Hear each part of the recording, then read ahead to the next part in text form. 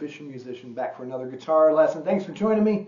I know it's been a while, but as you can see, the studio space is coming along. Just been having a lot of house projects to do, so glad to finally have a minute here to put out a little lesson for you. Been wanting to do this one for a while. It's a short little lesson. It's a neat little rhythm guitar trick, but I think you'll all find it useful and pretty easy to do. Before we get into it, I'm still taking students online. I do have some openings, and you all know who you are. You're doing a great job, by the way. So if you're interested, contact info is in the description. And I do usually use Zoom, but I can use other apps as well for private online lessons. Works a lot better than many think. So if you're ever interested, just let me know. That being said, let's talk about the lesson today. I'm going to assume for the lesson that you know a 1-4-5 and a 12-bar blues already. If not, don't worry about it. This information is still very useful to you.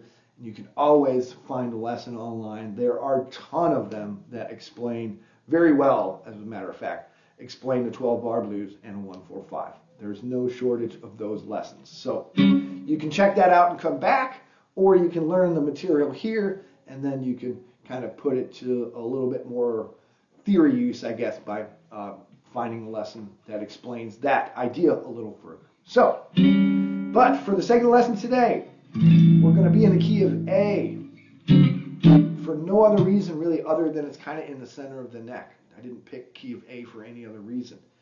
So if you're familiar with the 12-bar already and you're playing some guitar, doing 12-bar blues, you might be using these chords, A7, D7, E7, or your 1, A7, 4, D7, 5, E7.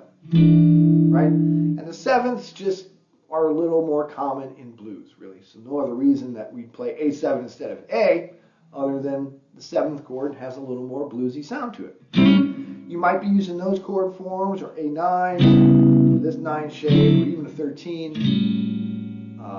And those are all great options, and nothing wrong with that whatsoever.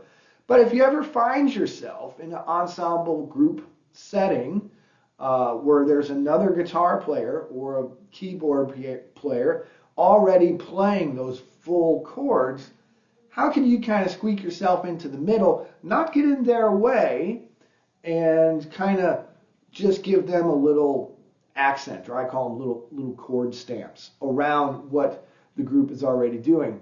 Because if somebody's already playing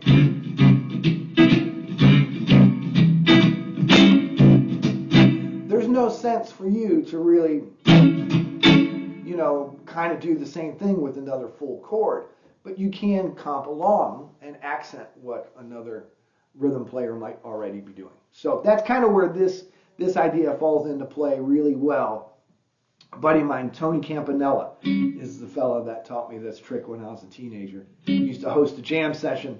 I don't even think I was old enough to be in the bar, technically, when I was going there. But he taught me this trick, and I never forgot it. So let's say, again, we're in the key of A. We're looking at A7, D7, E7.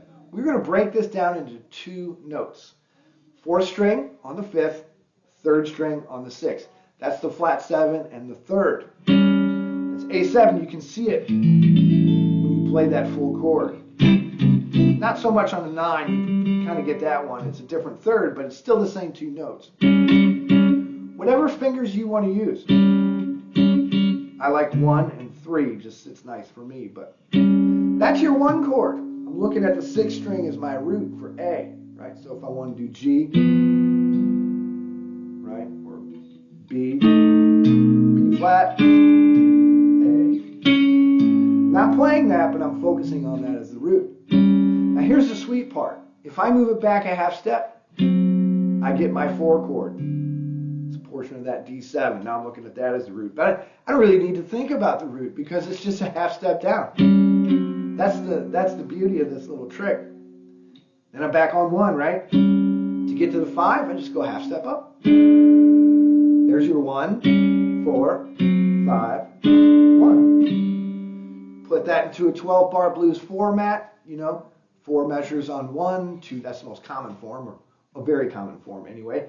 4 measures on, or 4 bars on 1, 2 bars on 4, 2 bars on 1, 1 bar on 5, 1 bar on 4, 1 bar or a bar and a beat, depends on how you're doing it, but basically 1 bar on 1 and 1 bar on 5, and off to the races again, right?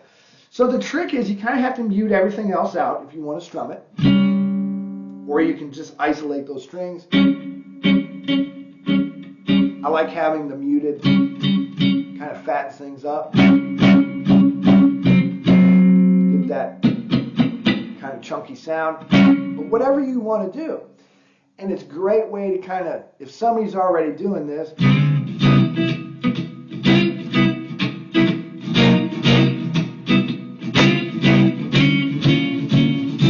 playing that kind of, or even whatever groove, doesn't have to be that, but playing those full chords, you can kind of fill in with,